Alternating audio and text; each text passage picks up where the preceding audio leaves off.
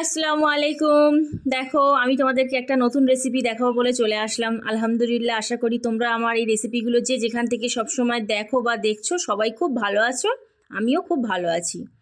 দেখো, আমি একটা খুব চটজলদি বানানোর জন্য একটা টিফিন বা নাস্তা যাই বলতে পারো, খুব চটজলদি এটা কিন্তু বানিয়ে নেওয়া যায়, সেই রেসিপিটাই তোমাদেরকে আজকে আমি দেখাবো।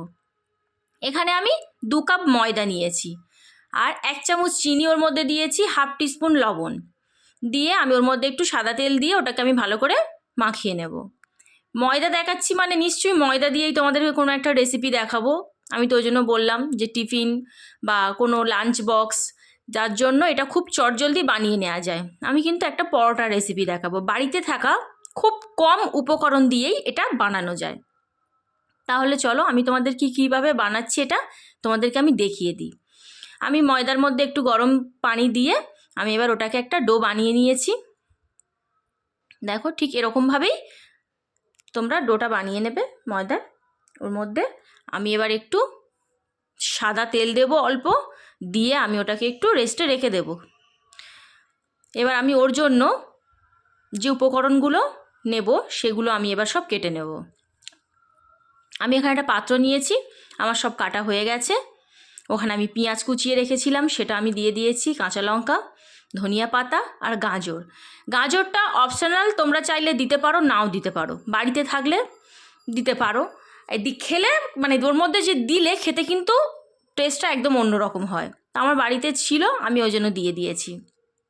আমি দেখো ময়দাটা এবার আমি তোমাদেরকে দেখাই। ময়দাটা আমি নিয়ে এবার আমি ওর মধ্যে দেখো সব ময়দাগুলো একটা একটা করে পরোটার জন্য গোল গোল করে শেপ দিয়ে নিয়েছি। এবার আমি ওগুলোকে একটু বেলে নেব, অল্প একটু ময়দা দিয়ে আমি ওটাকে বেলে নেব। দেখো আমি ওটাকে বেলে নিচ্ছি, আমার বেলা হয়ে গেছে, ওটা গোল করে আমি এরকম করে বেলে নিয়েছি। এবার আমি ওর মধ্যে একটু তেল ব্রাশ করে দিচ্ছি। তোমরা চাইলে ঘি বা বাটার দিতে পারো। আমার বাড়িতে তেল ছিল, সাদা তেল, আমি সেটাই দিলাম। দিয়ে আমি যে উপকরণগুলোকে মিক্সড করে রেখেছিলাম, পেঁয়াজ, ধনিয়া পাতা, কাঁচা লঙ্কা, গাজর, ওর মধ্যে কিন্তু আমি লবণ, একটু ধনিয়া, অল্প একটু জিরা আর একটু হলুদের গুঁড়া দিয়ে আমি ওটাকে ভালো করে মাখিয়ে রেখে দিয়েছিলাম। সেটাই আমি ওর মধ্যে অল্প পরিমাণে দিয়ে একটু কিন্তু হাত দিয়ে চেপে চেপে ওটাকে একটু বসিয়ে দিতে হবে। আমি এবার ওটাকে একটু হাত দিয়ে চেপে চেপে বসিয়ে দিয়ে আমি এবার ওটাকে মুড়িয়ে নেব।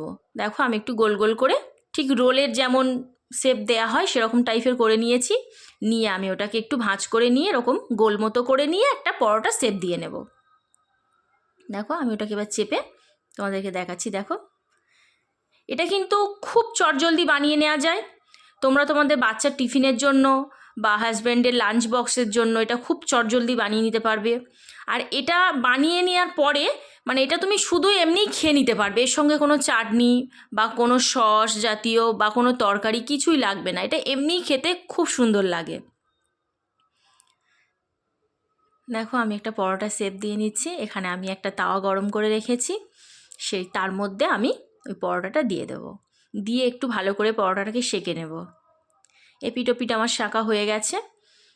এবার আমি ওর মধ্যে একটু সাদা তেল দিয়ে আমি ওটাকে ভেজে নেব।